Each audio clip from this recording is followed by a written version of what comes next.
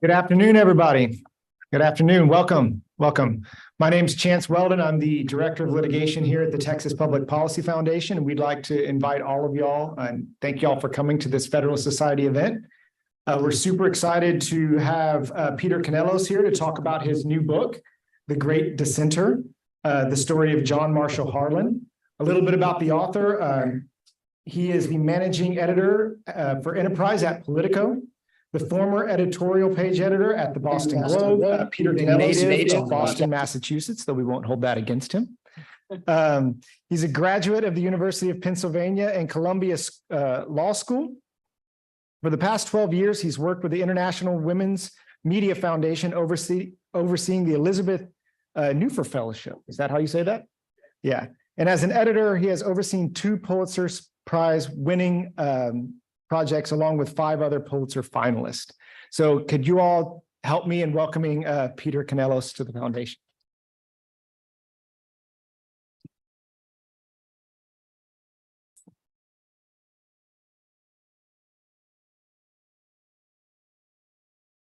I think the point is when they sit us here like this is so it can look like a real conversation. I guess let's start with what the question is anytime that you write a book. Why the story of John Marshall Harlan and why now? Thank you. That's an excellent question, Chance. Thank you for the introduction. And I'm very grateful to the Public Policy Foundation and to the Federalist Society for bringing us all together here. It's a real honor and a rare opportunity for me to talk to so many people who are so knowledgeable about some of the cases and some of the stories that we're going to be telling about the law. Justice Harlan, I had sort of an organic, authentic experience as a law student reading John Marshall Harlan's Dissents and recognizing, we were talking then as the late 1980s, that it had been 100 years. And here was somebody who was sort of talking in a language that we all would understand in the modern day. And then recognizing that in so many of these cases, he had been an outlier, and in most of them, the only outlier, and had been proven right over time. So I guess I was always impressed with the idea of sort of posthumous vindication. You know, here was somebody who had stood the test of time, won the battle of time, really. Then that question was just sort of stuck in my mind, and I went on to have a longer journalism career. I was the Washington bureau chief at the Boston Globe in 2006 when we were dealing with the nominations of Roberts and Alito, which were together at that time being considered. And we had an old sort of print legal encyclopedia in the office. And I was looking up some fact from one of the stories that I was editing and came across the Harlan entry. And of course, being interested in Harlan, just read what they had to say about Harlan. And the last line was, he was thought to be the half-brother of Robert Harlan, the leading Black politician in Ohio. And it was then that I began to think that there probably is an interesting personal backstory to Justice Harlan and something that would explain why Harlan was viewing the law so differently than his contemporaries.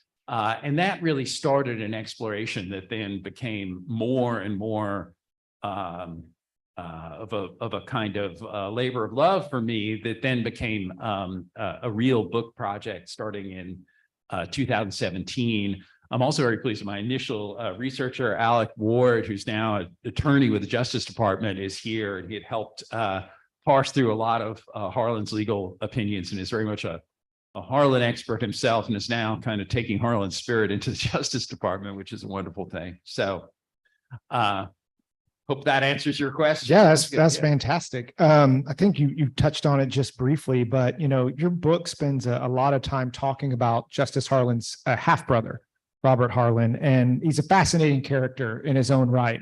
And what was your strategy in putting that level of emphasis on Justice Harlan's brother? It wasn't a strategy. In fact, when the book was first being planned and went out to publishers, I was very reticent that we would be able to find a lot of information on Robert Harlan. It turns out Robert Harlan was a very well-known person in his time and was the subject of many newspaper profiles and editorials. And in fact, even during a time in his career when he had gone to England, we have now racing journals from that time. He was involved in horse racing that have a lot of material on him. And I was even able to go to England and see the houses that he lived in and the tracks where he raced horses. I can tell you a little bit about Robert Harlan just in general. He was a man who was born in Southern Virginia, in a place called Mecklenburg County, Virginia, which was where John Marshall Harlan's grandmother was from. His father's mother was from the same county in Virginia.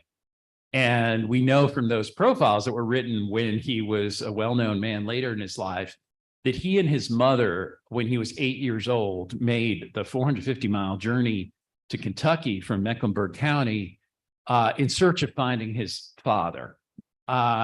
They came to a place called Harlan Station that was the sort of hometown of the Harlans. It was like a family town. So obviously they believed the father was a member of the Harlan family.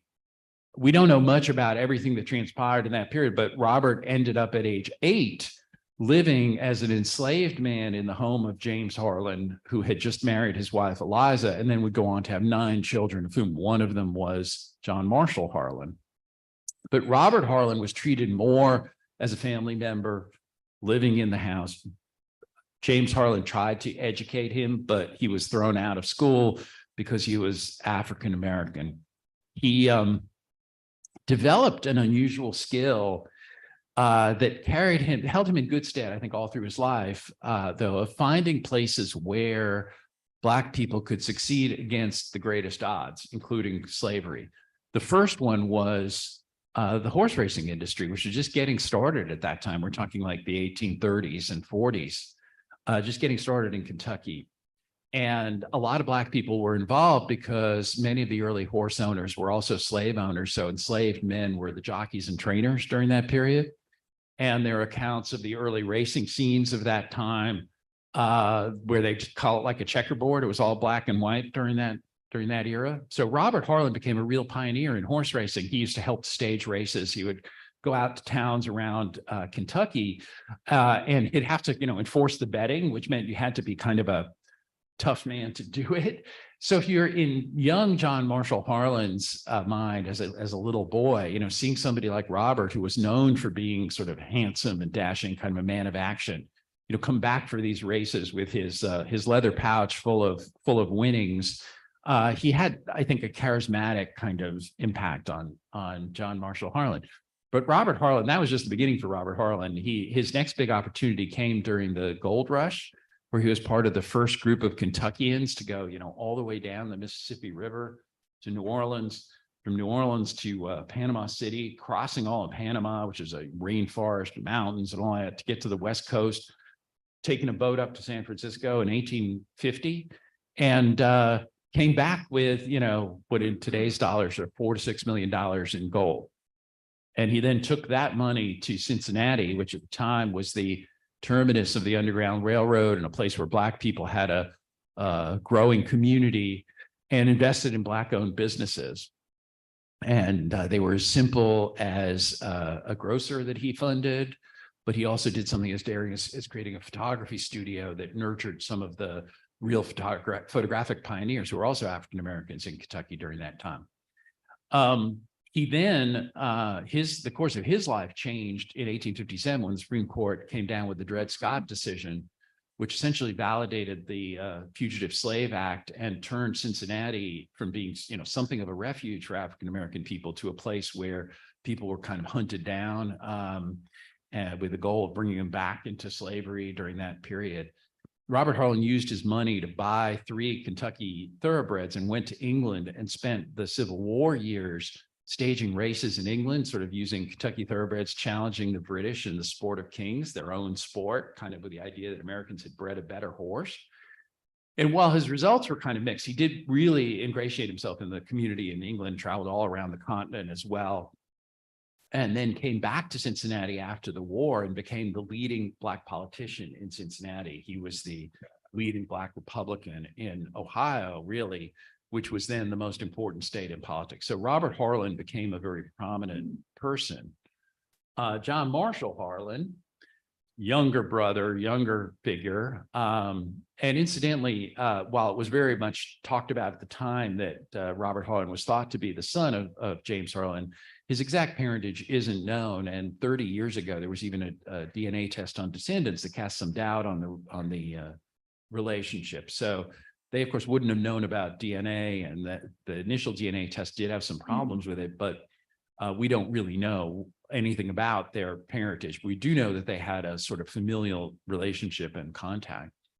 But John Harlan had a very different life. He and his brothers with his mother, Eliza, lived this sort of cloistered relationship of study where his father, James, was the leading attorney in Kentucky and was collecting the leading private law library in Kentucky. And he envisioned a family law firm. So he wanted all his sons to go into the law. John Marshall Harlan was named after John Marshall, right? The man who was asserting the right of judicial review, and significantly for the Harlans, also the man who talked about the supremacy of law over politics, because they were very, very concerned about the coming Civil War. John Marshall Harlan was born in 1833. And really, from the moment of his birth, he's in this family that was an intense believer in America. You know, they were true believers in the Constitution and the Declaration of Independence. He was taught from an early age that, you know, everybody else in the world was living under some form of despotism. You know, here in America, this was the great hope of mankind. And he really believed it. It was really in his marrow, and his father believed it. They were also great followers of Henry Clay, who was the leading politician in Kentucky. But that political stripe in Kentucky spent 30 years trying to devise compromises to prevent the Civil War, because they believed that geographically Kentucky was right in the middle and was going to be destroyed if a war came. They also knew that they were divided themselves between Northern and Southern sympathizers, and that their civic fabric would be destroyed. So pretty much all of the political energy in Kentucky during that time was in either affecting political compromises that would create a balance between slave and free states, or things like colonization society that Henry Clay pioneered and James Harlan was a part of. Talk of various ways to compensate slave owners so that there could be a more gradual emancipation. That was the fabric of John Harlan's life growing up. But he, you know, he was trained as a lawyer. He was trained as a public speaker. He, from a very early age, in his early 20s, was sort of traversing the state, talking about politics. But he then had to become a man of action. So just like with Robert Harlan, the Dred Scott decision was a turning point for Robert Harlan. It was really a turning point for John Harlan as well. I think it was the moment when he came to realize that all these compromises they'd been trying to effect were not going to work, because the court had come up with this sort of uncompromising position that said all Black people were inferior, essentially, under the law, that there were no rights, even for free Black people, that white people would need to respect. And I think he kind of knew that this was the end of the game, right? So the Civil War was coming, and that forced him to become a man of action. You know, he fought. He was there on the front lines fighting to keep Kentucky neutral. He was part of a group of men that was receiving guns from the federal government in case the Confederacy tried to take Kentucky. He himself was sleeping in the basement of the Kentucky State House because the governor, Beriah McGoffin, was a Confederate and wanted to take the state into the South. And he and the Speed brothers, those of you who followed Abraham Lincoln know Lincoln's closeness to Joshua and James Speed. James Speed was his second attorney general. Joshua Speed had been his law partner and roommate and friend.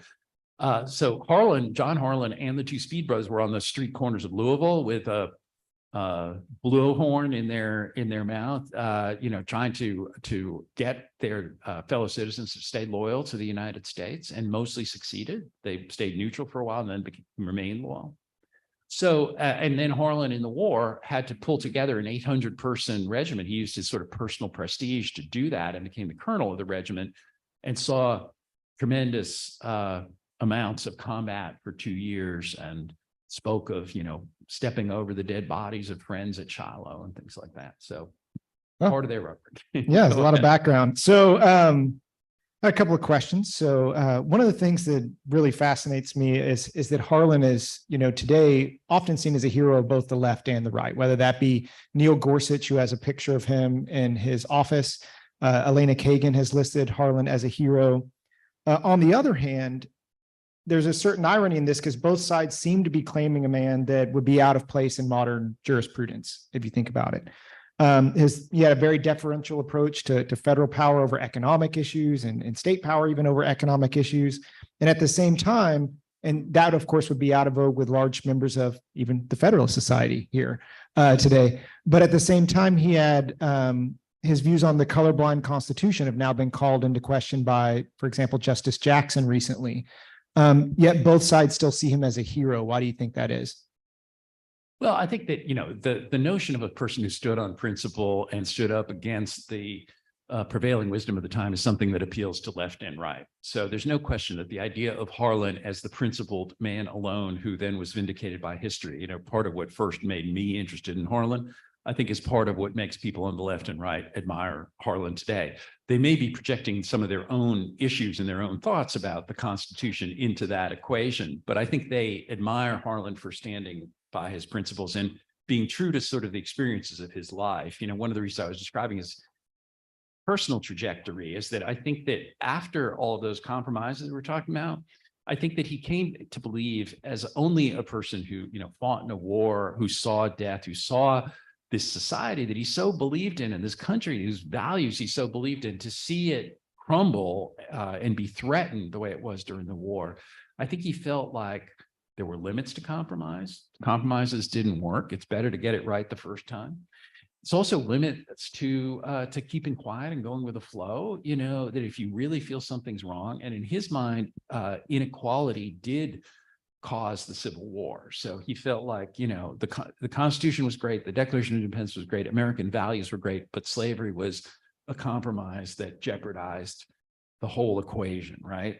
So he always believed that the best way to prevent against that destructive problem is to enforce legally equality. He also felt like keeping the troops in the South. He was in Kentucky when there was martial law in Kentucky, and it caused tremendous discord. And he was the elected attorney general at the time and fought that. He believed that the troops wouldn't be able to do the job. The law had to do the job, and the law had to enforce equality. So I think that that is a principle that left and right kind of embrace in different ways.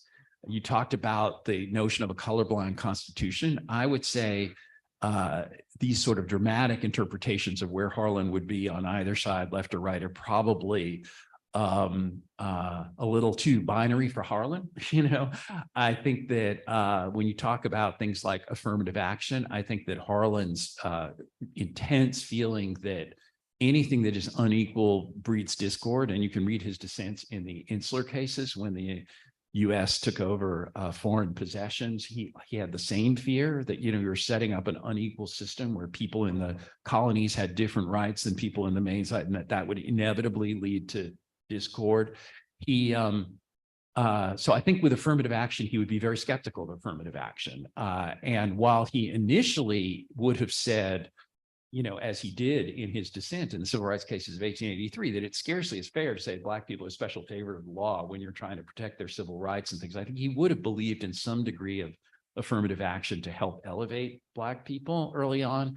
I think that, in a situation like we're in today, he would be very skeptical of affirmative action. On the other hand, when people talk about the, unenumerated rights and things like that, people should remember that while Harlan dissented in the Lochner case, he did acknowledge that there was liberty language in the Constitution, and he saw it as relating to some personal zone of liberty and privacy. He just felt that the majority of the court that was intuiting sort of a right to contract in this, hadn't really met the test. So when you say, well, where would he stand on unenumerated rights? It's very hard to say, but he would not say that unenumerated rights don't exist, nor would he say that they should be expanded to include things that were not contemplated in the Constitution. So I guess I should talk into the mic. One of the things your book makes clear in the early chapters is what a political animal John Harlan and his father were, like how deeply involved they were early on in Whig politics and then later on in Republican politics.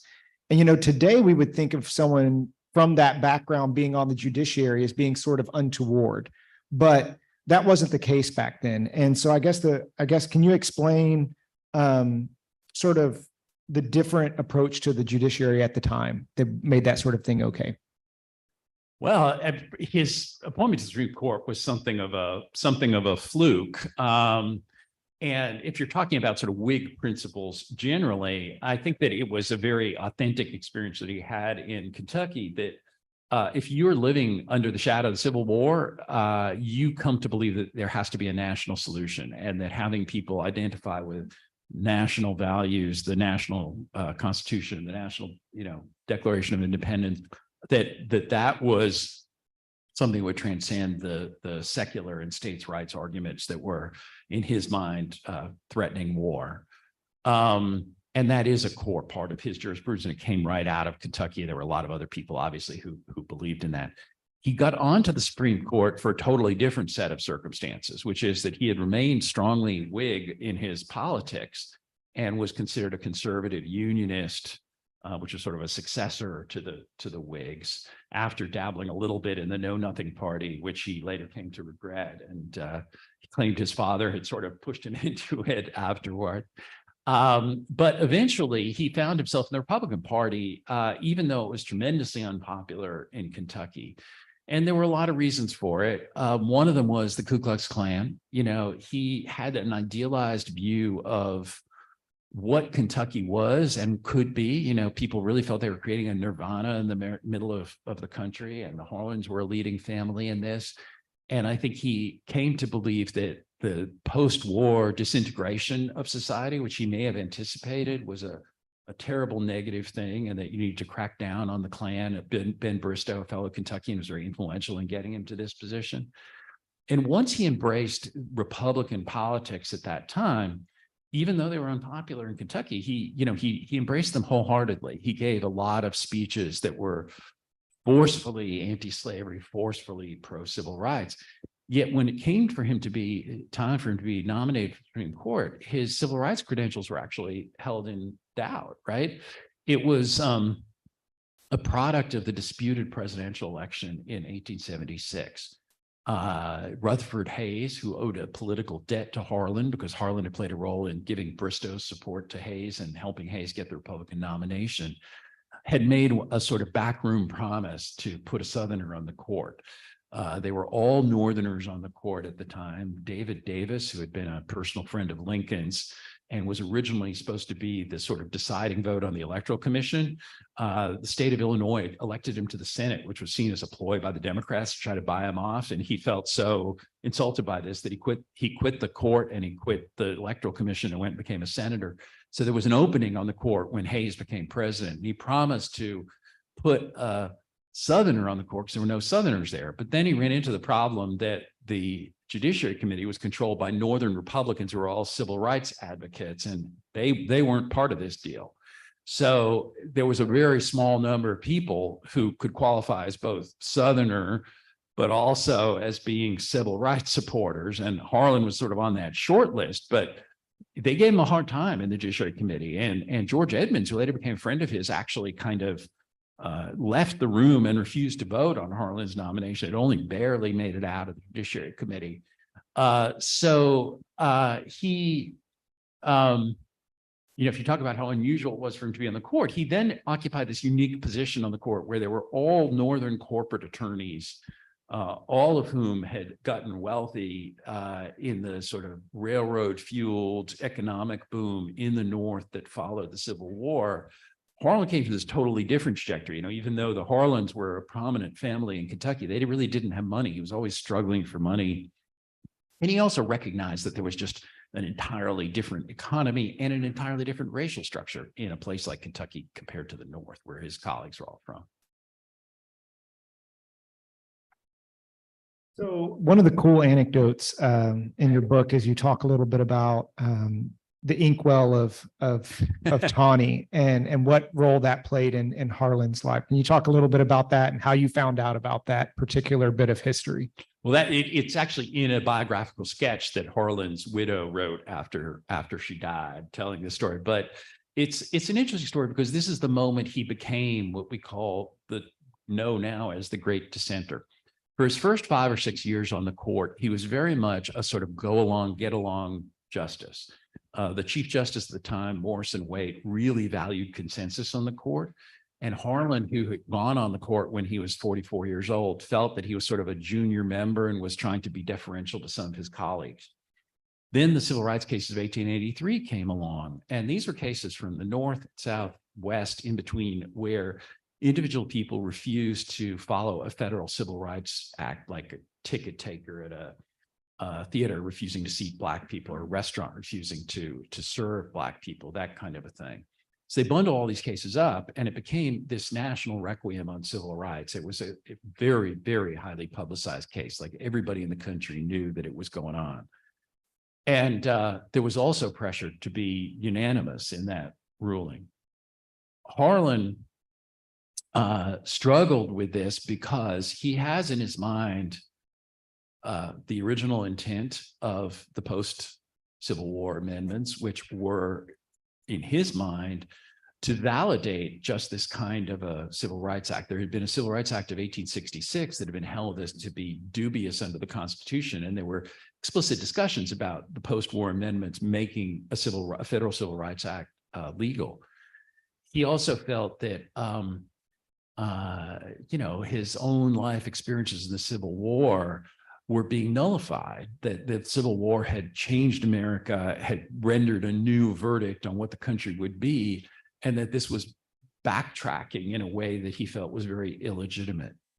He also, probably compared to his Northern colleagues, had a different view of civil rights, partly because he knew Robert Harlan, who had continued to be active and close to the family, with his sister, with his brother, even politically with himself. They'd worked together for Hayes in 1876. And he knew that, when people's civil rights were protected, that even people who had been born enslaved could be very successful. And so he had all these different views. And then his daughter died. He had 6 children, and his eldest daughter was very much the sort of focus of their family life. She was 26 years old. She'd gotten married. She had delivered a baby and then developed typhoid fever and unexpectedly died. And he and his wife were absolutely devastated. He wrote a letter to his 3 sons who were in college and said, every day of my life, I'm going to dedicate myself to remembering your sister and her wonderful values. Well, one of her values was that she had taught the sons and daughters of freed men and women in a place called Bethel Industrial School. So Harlan faced this tremendous decision in wanting to contradict the court as it was doing what the majority, I think, felt was absolutely necessary for the country. The majority probably felt that, like, 20 years they'd been fighting, 20 years and more, they'd been fighting this racial issue. They had to put it behind them. They wanted to allow the economic good times to roll.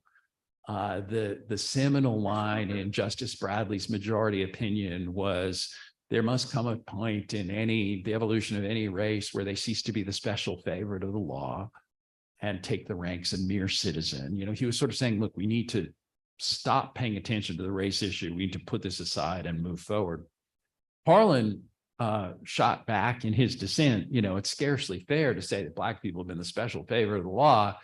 And this also violated his sense of what would lead to peace and justice. It's like, he said, no, we have to enforce equality, not backtrack and allow these kind of, white Southerners to do whatever they want. So he had a very, very different view, but he was struggling with it. He was also struggling because he was struggling to interpret the post-war amendments in a way that would refute Bradley's arguments. And Bradley, unlike Henry Billings Brown, who wrote the Plessy Ferguson dissent, the Ferguson majority opinion, Brown was kind of an abomination to court, I think we can say now. But Bradley was a respected jurist. And so Harlan felt like he needed to reinterpret the 13th, 14th Amendment, and even the Commerce Clause, which he talked about as a potential basis for civil rights legislation, which it eventually became. He needed to have an alternative interpretation that was credible to the law and to the legal world. So he really struggled with this. but he also wanted to address some of the big themes that he felt that this was undermining the verdict of the Civil War. It was disrespecting the people who had fought, and it was intensely unfair to the Black community. So he was really struggling with all of this, and he was going through the grief over his daughter's death. So his wife then takes this inkwell that she had sort of hidden. Harlan was a great believer in American history, and when he was at the Supreme Court, they were getting rid of Tawny's inkwell, and Harlan saved it because it was like, this was the inkwell that the terrible Dred Scott decision was written on, and this is an artifact of American history. And some niece of Tawny's met the Harlan socially, and Harlan, being a kind of gracious host and everything, said, "Oh, I have your uncle's inkwell. It belongs in your family." So the Tawnys were asking for the inkwell, and Malvina Highland knew that her husband really identified with the Dred Scott decision in a negative way. There was a bad thing, and he always wrote about the evils of the Dred Scott decision. So she hid it. And so poor Harlan had to write to the Tawny family, "I'm very sorry, we've misplaced it. We don't have it." So he's struggling to write this opinion in the civil rights cases of 1883. And she goes quietly and puts it on his desk. And then she claims in her telling that as soon as he saw the inkwell, he sort of understood what was at stake, and the ink started to flow, and the opinion wrote itself, Another interesting anecdote from the book, if I remember correctly, and I did get the book on Thursday and try and plow through it over the weekend. So it's a very good book, guys. And so, there's a story of whenever during the Civil War, Justice, at that point, not Justice Harlan, just John Harlan, he arrests a minister, right, for giving a anti-union sermon. And now Harlan, when he's later on the court, he's on the court and he's off the court by the time all the seminal First Amendment cases come about. But what, if anything, does this tell us about Justice Harlan's potential views on the First Amendment? Oh, it's very interesting. Yes, you're right, that he was not a justice that was a prime shaper of the First Amendment, but he came to be a believer in religious freedom. Early in his life, he had been skeptical of Catholics because he had this intense sense that democracy was this sacred trust, and that you had to be somebody who had democratic values to be a good voting citizen and to live up to your responsibilities as a citizen. And he worried during the first wave of immigration that when Catholic immigrants came, because of the doctrine of papal infallibility, that they would be loyal to the Pope and would not be able to be good democratic citizens. This dynamic was repeated later in his life, and it's one of the things that people tend not to admire as much about Harlan, that, there was times when he expressed doubts. First of all, he was very anti-British. His grandson was very pro-British, the second Justice Harlan, but he had been born at a time when there was tremendous anti-British feeling in Kentucky because of the British soldiers having activated Indians against the settlers. And he had a great uncle who had died at the Battle of Blue Licks and was a great martyr in Kentucky. So he was very skeptical of the British and British monarchs. He also was skeptical of the Chinese emperor, and in a birthright citizenship case had raised questions about somebody who had been born to a guest worker in the United States, and whether birthright citizenship was appropriate for somebody who had no intention and under the law could never become a U.S. citizen. I mean, the parents could never become a U.S. citizen and didn't want to become a U.S. citizen. But his worry was that people would have a loyalty to sort of a commander, a king, a pope, whatever. So he was less than, totally pluralistic in his views early on. By the end of his life, and his views quickly changed, even before he was on the court, he had priests who were in his Civil War regiment, and he went out of his way to say, wow, they were great soldiers and they were great patriots. And, he changed his views very quickly when he was a young man. And he later wrote about the importance very late in his life about, as a religious man himself, a devout Presbyterian, a Sunday school teacher, he would never disrespect another person's religion. So he was very much a believer in sort of freedom of religion. The case that you're talking about during the Civil War is that he felt that the church should be a refuge, and he was a very devout man. And so he led his troops into a Presbyterian church in a southern town in what he probably thought was kind of a unifying gesture, right? It's like they were down in this town. They were not occupying it. They were probably within part of the Union front or behind the Union forces, but he wanted to make a statement that Union men could go and worship in a Presbyterian church, even in a southern town in Alabama, I think it was. And so the minister in the town sees that there are Union troops there and starts a fiery sermon condemning them and condemning all the Union cause and the death and destruction and the evils of the Union cause and all this kind of stuff. And suddenly the soldiers are like alarmed and everything. So Harlan has them sort of politely leave, but then goes to his commanding officer and reports this thing. Commanding officer says, you have to arrest this minister. So they then go and they arrest this minister from the pulpit, and he's, fire-breathing Confederacy, pro-Confederacy guys, he's being pulled out. Of all things, when Harlan then gets nominated for the Supreme Court, who pops up with the same minister to say what an illegitimate Southerner and a terrible man Harlan was to try to prevent him from getting on the Supreme Court? That's it. How are we doing on time? Okay, I think it'd be a great time then to go to Q&A. And we would just ask that you frame your statements in the form of a question, put the question mark there at the end, raise your inflection at the end. And that we have microphones there, and they'll come down for anyone who raises their hands. Hi there, Connor Mile. Excuse me. I work here at Texas Public Policy Foundation with Chance, actually. And the subtitle of the book is America's Judicial Hero.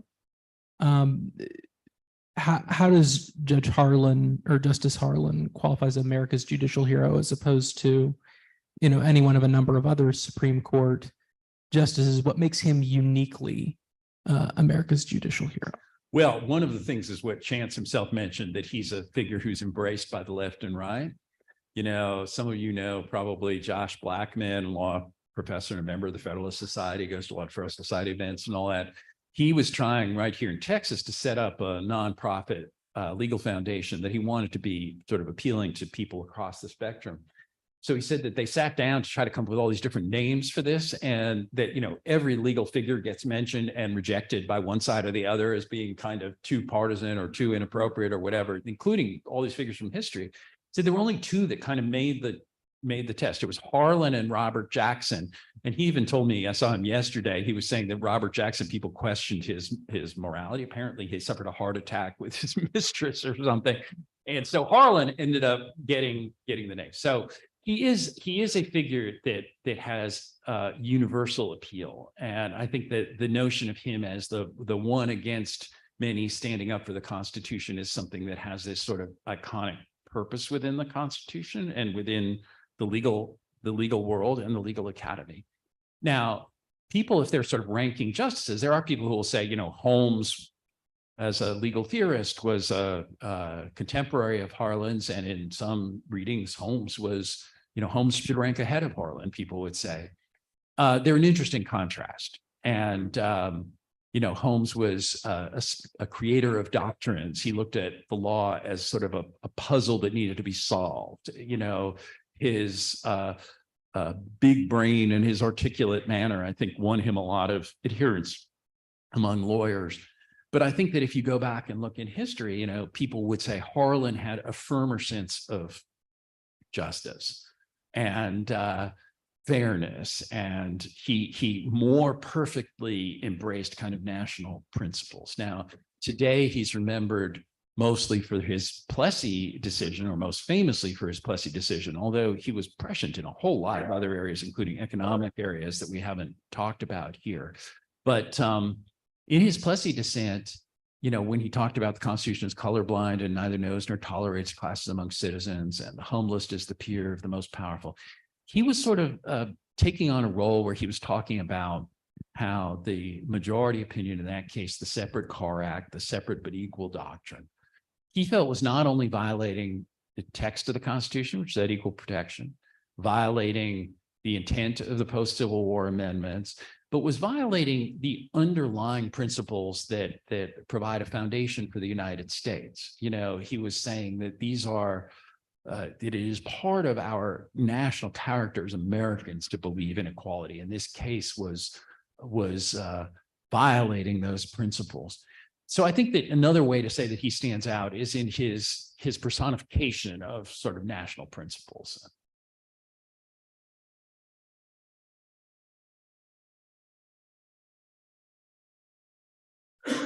You mentioned, and we know from the book, that he was a man of devout faith, and also that he saw a great tragedy, losing at least his daughter, siblings.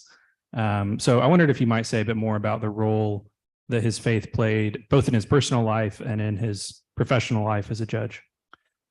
Well, it's very easy to answer the role in his personal life. It was really the foundation of his personal life. He was a very devout churchgoer. He spent 30 years on the board of the New York Avenue Presbyterian Church in Washington. There's still pictures of him all along the corridors. Every year they would do the board, and you'd see Harlan in the pictures getting older every year. He taught Sunday school while he was on the Supreme Court all the time. So he also tried to lead a movement to create a Presbyterian cathedral in Washington. He was active in all aspects of the church. He was a teacher. He believed he understood the doctrine.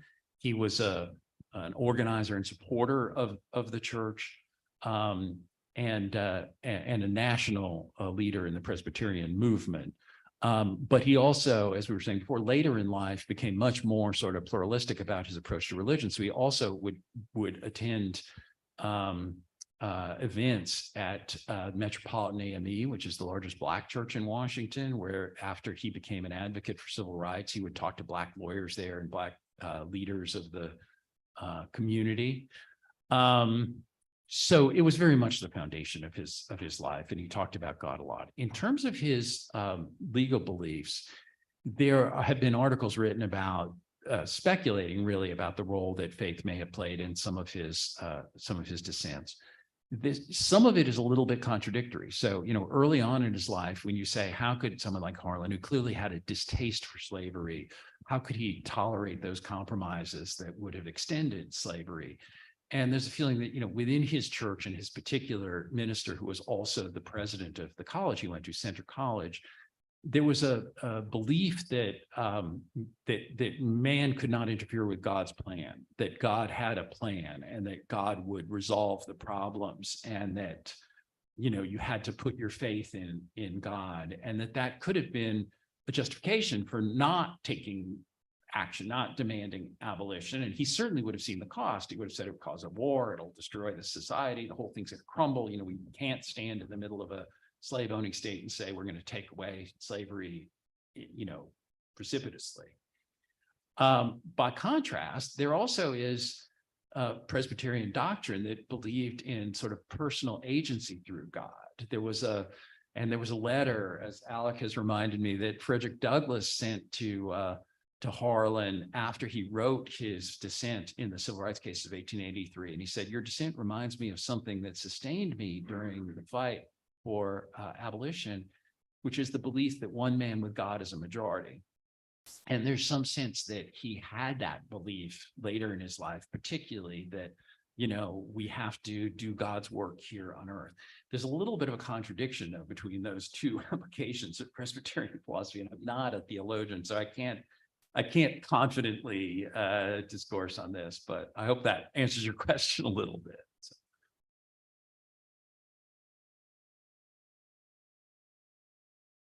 So you mentioned very briefly his dislike of the British because of their encouragement of their Indian attacks in Kentucky. What were his views about Indians, and did he have a judicial philosophy about how they should be treated as part of the American country? You're talking about Indian, like American Indians, yes.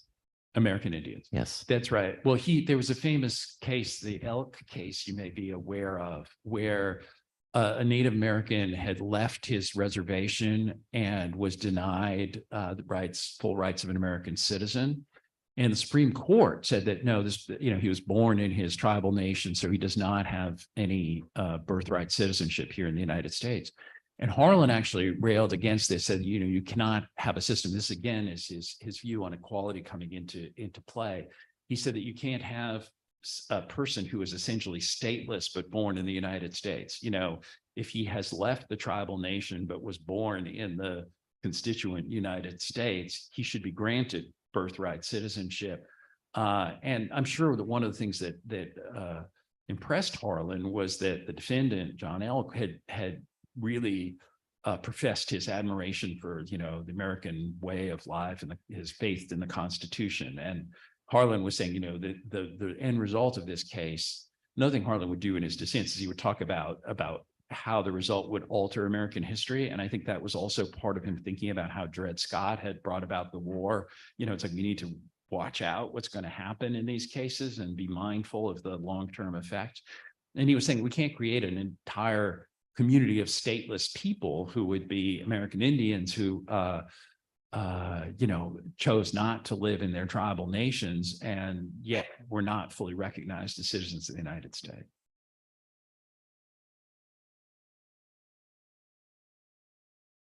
I'm struck about how you keep mentioning this deeply held value that he had concerning what it means to be an American, this value of equality.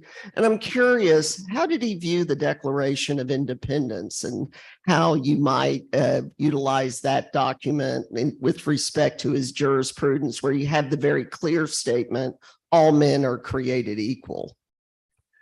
Yeah, I mean, I think that there are two separate questions. The legal question of, is there ever any, you know, legal authority in the Declaration of Independence? And I can't answer for him, but there was never an instance where he said we must follow the Declaration of Independence as a founding document. He viewed the Constitution as the founding document.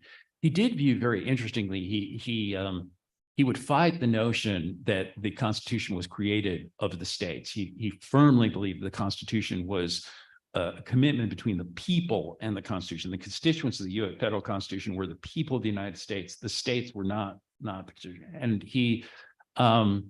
so he believed that the Constitution was the founding document. But I think that he also believed in sort of the larger trajectory of American history, and would have said that the Declaration of Independence was a statement of American principles that helped to sort of define what America was. So when we're in later generations interpreting the Constitution, it's almost like legislative history, kind of, you know, it's sort of a commitment that the American people made at one point and then put into action when they created the Constitution in 1787.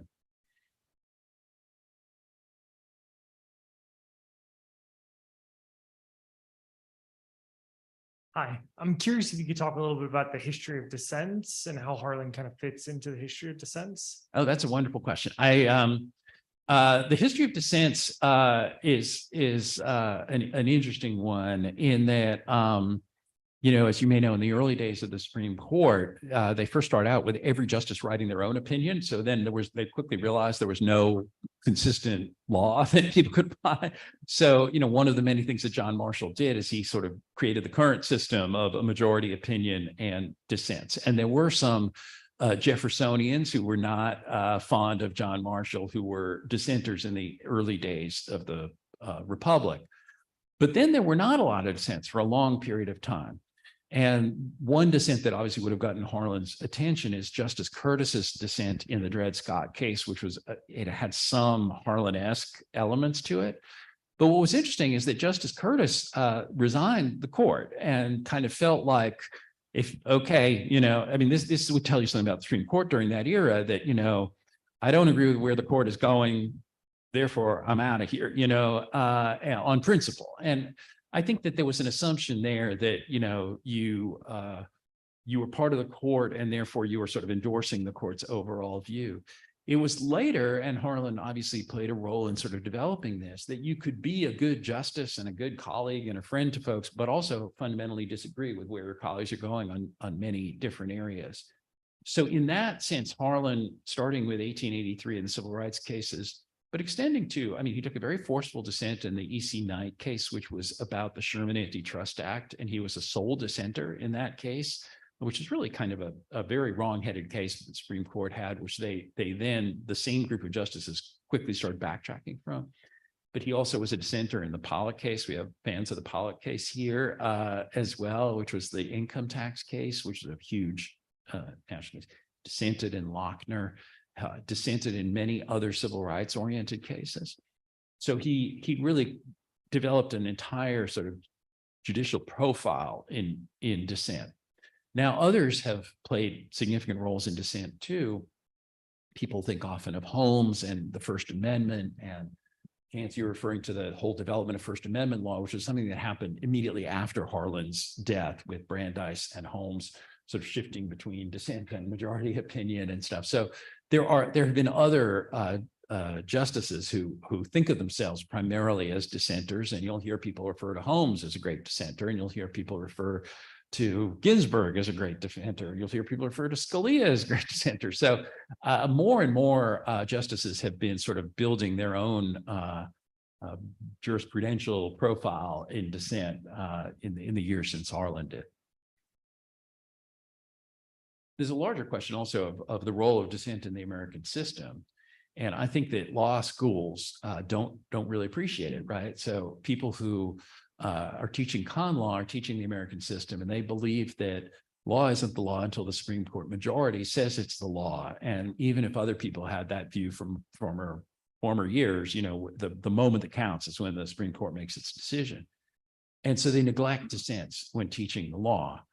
And I think that's a mistake, because you can see in many dissents, including Harlan's, you know, the path of future jurisprudence. And one of the things we talked about in Plessy v. Ferguson is how strongly it influenced the Black community. It was, you know, we now have digitalized copies of Black newspapers from that time, and his dissent was very much discussed in the Black community. Thurgood Marshall, Constance Baker Motley said it was Thurgood Marshall's Bible, that when they were challenging segregation, he used Harlan's arguments and the moral force of Harlan's arguments, both to craft legal arguments of his own, but also to persuade people to get involved in a movement to overturn segregation, believing that, you know, one white justice at least had seen things through the eyes of Black people, and so change was possible. So I think that, you know, dissents have played a powerful role in court history that people don't always acknowledge. Well, if there are no other questions, y'all, thank y'all all for coming out, and let's thank the speaker one more time. Yeah.